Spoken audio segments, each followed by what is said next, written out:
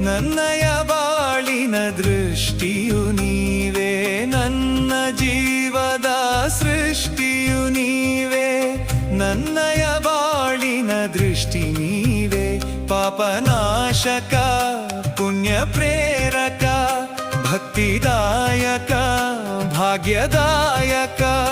ನಮ್ಮ ಬಾಳನು ಬೆಳಗುವ ರಾಘವೇಂದ್ರರೇ, ಏನೆಂದು ಬೇಡಲಿ ಗುರುರಾಯ, ಬೇಡದೆ ನೀಡುವ ಮಹನೀಯ.